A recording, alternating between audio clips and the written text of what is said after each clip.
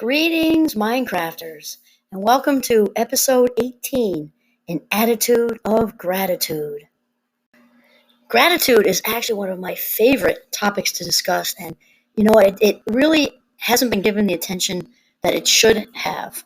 And it goes along with mindfulness like peas and carrots. You know, a lot of people don't realize how life-changing practicing gratitude can be. And you know, we've been talking about, main theme of becoming Minecrafters is becoming the boss of your brain.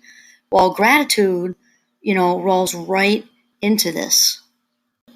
In a way, it's like basic physics. When we fill up a container with anything, there's less room for something else, right? So when we fill up our mind with gratitude, positivity, there's therefore less room for negativity. So we've also talked about, the magnificent mind. The magnificent mind is also wired for lazy, and it's wired to wander. So the brain is going to take the path of least resistance. So how I explain it to my students is picture 3 hiking paths, okay? One is, got very, very tall weeds and pricker bushes, and you can hardly get through there. Thick, thick, thick brush. And I'll say the next path has tall grass, maybe some snakes. I'm not a fan, okay? But it's still hard to get through. And then the third one looks like a putting green. Short, beautiful grass. And the brain has flip-flops on, or bare feet. Okay, remember, easy, lazy, wandering, path of least resistance. So if you think, which path is the brain going to take? The brain's going to take the cut grass, putting green, easiest to walk on, easiest to get through avenue. So I want you to take a minute and think about what your putting green path is, your easy to walk through path. Because for many people who have the negative Nellies out there, or whatever, it can be something else. We're talking about gratitude today, so we'll stick with this. But that negativity, the thing is, you're going to continue to do what's easy and walk on and take that cut grass path, because the brain does what's familiar. And each and every time it finds that cut grass path, the brain is actually reinforced. It reinforces itself. So for someone who's kind of a habitual catastrophizer, let's say, might be, the worst case scenario, preparing for this in shortstop stance, preparing for the worst case scenario, expending all this energy actually rehearsing what they might do if said circumstance happens, which of course, 95 to 98% of the time, it doesn't happen. So they wasted all those valuable life minutes and they're all sliding down the drain. Well, let's just say for this example, on any given day, there's some event next week and the person's just rehearsing all of this. Each and every time they go down, that is their cut grass path. That's their putting green path that they're so familiar on. It's like, okay, there's the White House. There's Labrador on the front steps. There's that big maple tree. I know where I am. I'm on the path of catastrophizing. And the brain will recognize that each and every time. When it recognizes it, it's familiar. It's the same old route to work kind of thing in the brain. It's reinforced. It's like a dog sits and you give it a cookie, or even more like we said before, it's like giving it a prime rib for doing what it said. The brain is so excited that it's on a familiar path, that it's found what it's supposed to do, pleasing its owner, okay? And this is a powerful force to turn around. It can be done. Just realize, like we've said in previous episodes, that the brain is like a toddler and it's going to have a tantrum first before it switches over to the gratitude network. This is what it comes down to, and gratitude can absolutely, be a key factor in getting you to this place. Living with attention and intention. These are the 2 big ones: attention and intention. So once again, like we've talked about before, here are the steps. Awareness. You've got to kind of become, I'm thinking of Dr. Philnett right now, like back in the day, he'd say, how's that working for you? We have to kind of become, get to that place where we've also said, like, being sick and tired. You got to realize, like, I don't want to live this way anymore. Because to me, I was actually just having a conversation about this yesterday with someone. It comes down to, being okay with just surviving through life, kind of wading through life like a swamp, one foot in front of the other. And there are times we have to do that. So disclaimer there. But in general, one foot in front of the other, wading through a swamp, yanking one foot out and being fatigued all the way through. Do you really want to go through this fabulous play of life like that? Or do you want to live? I mean, actually live deliberately and enjoy your life minutes. Okay, so we have the awareness piece. I want to make a change. I don't want to be a negative Nelly anymore. Okay? Remember, the progress, not perfection thing is also important here. Perfection is a bar, and the word itself, I just please delete it out of your vocabulary. It's just so toxic because no one can reach that bar, unless we're walking across a lake on top of the water, which last I checked, none of us are. Right? Lower the bar, and realize that we're human and that we're looking for progress. We're looking for being a little more grateful today than we were yesterday. If we're a little more grateful today, or in this part of the day than we were this morning, we are successful. And tell yourself that I'm successful. I've just had a grateful head first, a grateful head and a grateful heart, grateful mind, grateful heart, and I am successful today. Okay, so step one, awareness. Step two, conscious choice. Okay, and then step three is get a plan. So just like anything else, if we don't actually have a concrete plan, it's probably not going to be successful. It's like, oh, but it's touchy-feely gratitude. No, gratitude is real. It actually has its own frequency. And when we slap an fMRI in someone's head, which means functional magnetic resonance imagery. So I'm sure most of you know what an fMRI is, and that's that very claustrophobic coffin-looking thing that you're asked to partake in that whole thing if you've blown out a knee in soccer or whatever's going on. And little f in front of it means functional magnetic resonance imagery, and it tracks brain activity by the most active cells. The most active cells obviously use a lot of oxygen, so it tracks heat and movement and tracks the actual brain activity. So gratitude, positivity can actually be seen on an fMRI. So right there is the proof in the pudding. Even though we don't tend to use the word prove in psychology, they use, things like demonstrate, however you want to say it. It's demonstrated. We know for sure the gratitude can be seen on an fMRI. So take that to the bank. Then after we get a plan, which is what we're going to do that in a moment, okay, is we need to decide, just like we're playing football or practicing cooking or practicing anything else, that we need to practice it. Again, we're not looking for the P word of perfection. We're looking for the P word of progress. We need to practice it. So we want the easiest way possible to make it the easiest for us. So we're going to talk about the 20-second rule, which is enormously helpful in this. So in my class, Minecraft, the students keep a gratitude journal from day one, and each day, and it's a little bit modified. Marty Seligman, I'm sure other people have had the idea too. Marty Seligman is definitely known for this, the gratitude journal. And his is just a little bit more involved. And of course, I'm a big fan of Marty. I simplified it just to get students to do it. So I would strongly encourage you to, Google him and look him up, because he talks about, taking it even a few steps further. But for our purposes, and for my Minecraft students, and it's worked really, really well for years now, is to get a gratitude journal. And I have them, I ask them to pick one that's inviting. I said, just go to the dollar store, get one that, if you like the Yankees or whatever, get that on the front. If you want a plain one and you're super artistic and, want to sexy it up with stickers and art, do that. But you want it to be inviting. That's very, very important. Okay, so the gratitude journal is huge. It might sound like, oh, I can just say it. Well, here's the thing. You probably won't, or you might start out doing it, but after day 3, then you miss 1, then you miss 2. But the other thing is that the power of the written word is huge. And my very dear friend Oprah says that. She's a very good friend of mine. She's just not aware. We've talked about it. She also keeps a gratitude journal, has for years. There's so much to actually physically writing this down. I did this morning. I kept a gratitude journal for years. Finished that right before starting this podcast.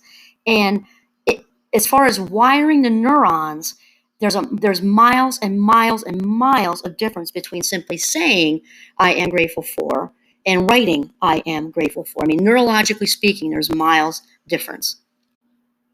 And another thing is that the words I am grateful for matter. So in my Minecraft class, we have a routine. So we do 1 minute of mindfulness first every single day before class, so we can clear out our working memories and invite the learning brain to be free and available for all the new information that's going to come in the class, and all the sharing and awesome discussion we're going to have. And right after that 1 minute of mindfulness, like clockwork, we do a gratitude share. And they have their journals with them, very important. And they can choose what they're grateful for on this day, or it could have been from Wednesday or last Sunday or whatever. The best friend came up on the weekend. And after like day 2, they're pretty trained. We'll go around and we'll say, I am grateful for. And occasionally, especially when I have a large class, which for where I teach is, 22 to 26 is huge. Where I teach, usually it's like 15 students. But these classes tend to fill up, the Minecraft and positive psychology.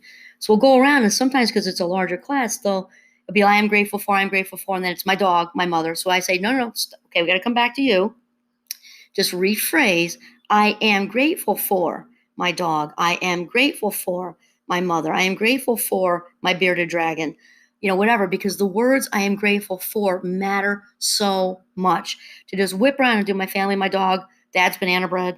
No, it has to be I am grateful for written in gratitude journal.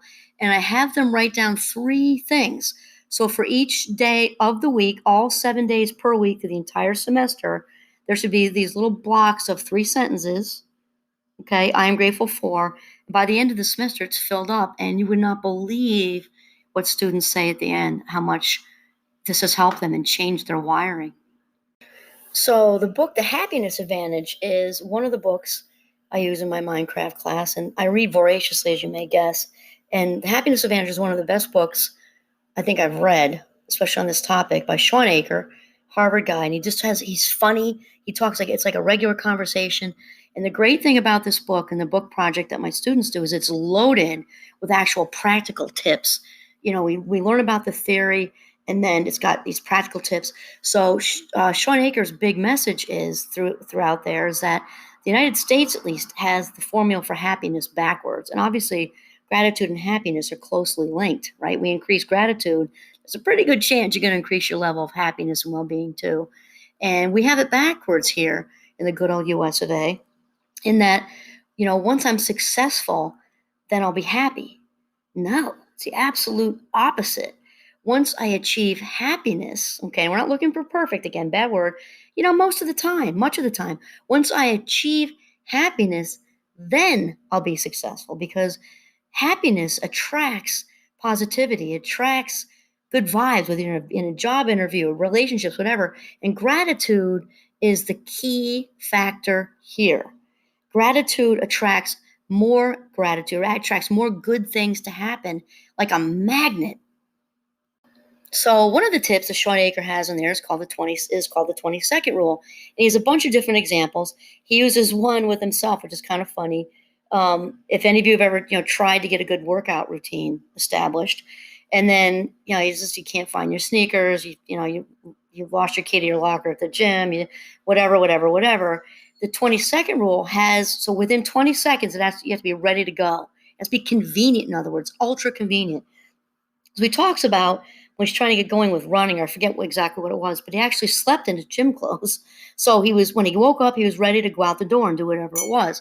And that's an example of the 20-second rule. So it can have us ready to go to do something, and it also can be used in a different way of preventing us from doing a habit that we'd like to shift. So another example would be if somebody wants to watch less TV a night, okay, that means put the remote someplace that's really inconvenient. So go tuck it in a different bedroom, a different area of the house, or out in the garage, even better. We have to go outside and get it, or if you're in an apartment or something, go tuck it in the trunk of your car and then put the key to your car someplace else.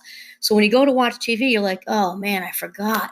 I put the remote in that box in the garage that's behind the freezer, or I put it in the car in the bottom of a duffel bag, and my key to the car is in a different room. Forget it. I'll read a book. And it works like a charm. So as I try very hard I practice honesty every day, and I try very hard to live what I do. So everything I'm kind of sharing with all of you, I work at very hard, myself. So with my gratitude journal, with the 20-second rule, I have my gratitude journal parked right on the windowsill of our bedroom. So I have to walk out, walking out the door, I have to go by. It's right there. I have to go by it.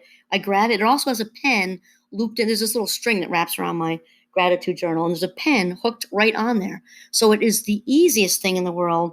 Even if it's day where I'm like, oh, I got things to do. I'm like, it literally takes less than 1 minute, no joke, 60 seconds to write, I am grateful for, my golden retriever. I'm grateful my child made it home safely last night. I'm grateful for the flowers my husband brought me, blah, blah, blah, blah, blah, blah, blah. And the 20-second rule works so well. Rarely, rarely, rarely do I miss a day. And if I do miss a day, it's probably because I didn't put it back on the windowsill. Though this rarely happens, I practice gratitude every single day, and the gratitude journal is right there on the windowsill 99.9% of the time. Works really, really well. I have to tell you that students have had a whole lot to say about both the mindfulness and gratitude components of the course by the end of the course. In the very beginning, I had mostly first years, not always, but so they're between, they're 18, 19, and sometimes I get a handful of juniors and seniors, 21 and 22, basically very kind of traditional situation. And so in the first, week of class, some of it can feel a little awkward. By the end of the class, they are so zenned out by the minute of mindfulness that, I can't always even pull them out of it, which is fine. Sometimes give them an extra minute. And the gratitude thing, they get excited to share, especially since they can choose, whatever day they want. I don't care, and saying I am grateful for, my roommate, made a cake and da da da da da, whatever it is. And they talk about it at the end. And I'm thinking of a story right now that was pretty huge. And the students like almost couldn't move when she was saying this. I had a student years ago. It had to be, I don't know, really long, like 8 or 9 years ago. And she didn't ever miss a class. I mean, just was so into it. Hand was always up all the time. She was early. She stayed after, loved it. And she missed a couple of classes in a row. So, of course, I reached out, and some of her classmates reached out. So come to find out, she was living at home. Her dad was probably, I think, like mid-40s maybe. Her dad had suffered a severe, severe, severe, severe heart attack, as in almost didn't make it, had a quadruple bypass, all that stuff. And it's very sudden through the family and a whole spin. And she was actually, most students live on campus. She was off campus living with him. And this was towards the end of the semester. And she shared this with her classmates. And while tears were rolling down her eyes, she talked about, especially because she was off campus, it doesn't happen as much where I teach. And she was saying how at night she had been sharing things happening in class, all the strategies they were doing, and how she was sharing about her gratitude journal with her family at dinner time. And when she was gone that week, in the hospital with her dad, she said that he asked her about. She said that book you're always talking about, that book that you write in, and she described him as macho guy. And she said he looked over and he said, "Can you get me one too?" And she said he had tears rolling down the side of his cheek, and it was a very powerful, very, very, very powerful. And then he began to say other things because he said, I don't remember now, but I can see what it's doing for you. But the fact that he asked her to get him a gratitude journal after suffering a severe heart attack was just such an amazing thing for students to hear and for her to share. That I just wanted to say it here because the thing is, we don't want to wait, preferably, for something so life-changing as a sudden heart attack to make a change like this. We can have a much gentler nudge than this, and to just kind of seize the moment today, now, and practice gratitude and attract more gratitude into our lives. In fact, I like the word cultivate. We live in Vermont, as you know, and cultivate is a great word. When we say cultivate gratitude, we're surrounded by farms, and when I think of the word cultivate, I think of rich soil, turning it over and making the little, trenches and planting and seeds and growth. The word cultivate, dark, rich soil that just promotes growth. I love that. To take today to start the process of cultivating gratitude. As mentioned, mindfulness and gratitude go together like peas and carrots. It's about, paying attention in the moment to what's happening right now. And we can start out with, waking up in the morning and I'm grateful that I'm alive. Think of the alternative here, okay? Kind of like I have a thing with birthdays. I love birthdays, and I just love, I've always thrown big, huge, theme things for my kids. And I love birthdays because they're not achievement or accomplishment oriented. It's just celebrating who you are, that we're taking another breath today. Lots of good, deep breaths today. Love birthdays. So waking up and realizing, hey, I'm back. And I often look in the mirror because my husband's used to me. I'm like, wow, hey, beautiful, we're back. We woke up on this side of the dirt, and that is a darn good thing. Not only am I alive, but my hands work, my legs work. Think of how our lives would change without being able to walk. And many people who don't have this ability are certainly aware. And arms for hugging, all of it. And my personal big one, I think it's a personal big one for lots of people, is eyesight. It's eyesight. My youngest brother-in-law is almost entirely blind, 49 years old. He has 2 kids, and he was at home with those 2 kids most of the time when they were little. And I'm thinking, just getting through his day, and he's got a smile on most of the time, 98% of the time when I've seen him. And it's just amazing where, he doesn't have the freedom of other adults of being able to get in the car and just drive off and have some alone time, or, and when he works, he has to, the cab ride, is an hour there, hour back almost with, he's got to pay for that. He doesn't have a huge wage, all because of his sight and how much this has, limited his freedom. I am so grateful for my eyesight. Never mind the big stuff like sunsets, being able to see your kids' faces like my brother-in-law. He could feel them. He can get an idea what they look like, but he couldn't see his son or daughter's faces. I mean, just imagine that. Just imagine that. And of course, he could quote unquote see in different ways. And it's amazing his attitude of gratitude that he's had since I've known him. Thank you for a functioning liver, functioning pancreas. I have a cousin who was a type 1 diabetic. We found out when she was 3 years old, and my aunt shipped her off to diabetic camp when she was like 6, so she could learn, all the insulin stuff and how to test her sugar at such a young age and all the things. Think of those. I'm a total foodie. I love to eat. Never mind all the threatening stuff with diabetes, just the everyday, never mind being a teenager with diabetes. And teenagers are kind of known for, stopping at Burger King after school and, a few beers behind the garage and all that. And you can't, as a type 1 diabetic, you can't even kind of have that, regular teenage life safely anyway, right? And there's just so much to be grateful for, And, gratitude is an attitude of mindfulness. And, John Kabat-Zinn also talks about how gratitude is sort of directly linked to generosity and how good it feels to give ourselves over to life. I'm back. I'm open to the universe. Bring it on. And when we give of ourselves authentically, and this brings joy to the other person, which then brings joy to us, because of course, what we do to and for others, good or bad, also we do to ourselves, right? And this is another way to connect, to authentically connect. And of course, it needs to be genuine and authentic, because mindful giving means it's not about us, right, as much as we can help, and that it's just, we know that we're giving mindfully when we're not exhausted.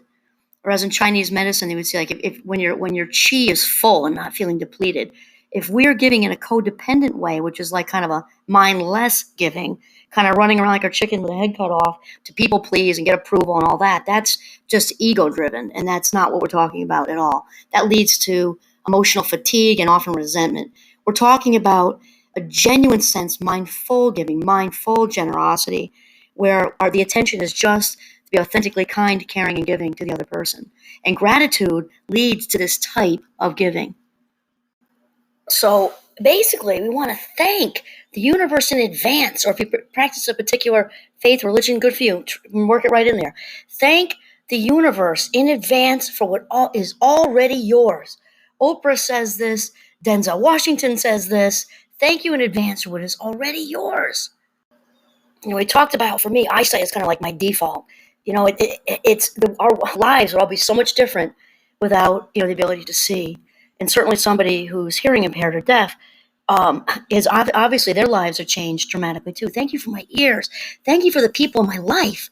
And not just those I love, like those who are easy to love, but also thank you for the prickly pears, because they make me grow.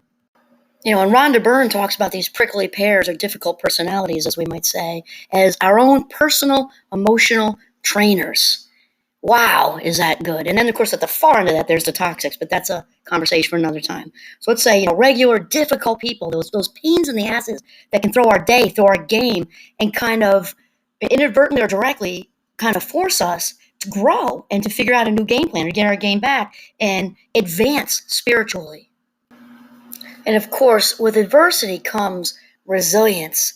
And I myself certainly had a challenging childhood, as many of you who are listening did. And you know what?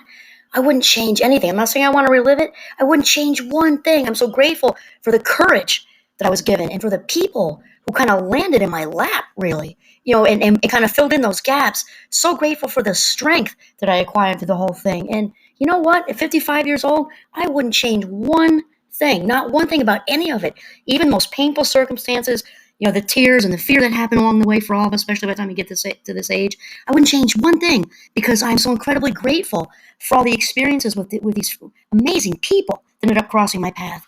And I'm grateful for the strength, and I'm grateful again for the courage, and I'm grateful for who I am today. And on that lovely note, this is Kimberly Quinn signing off from Northern Vermont. Have a mindful day.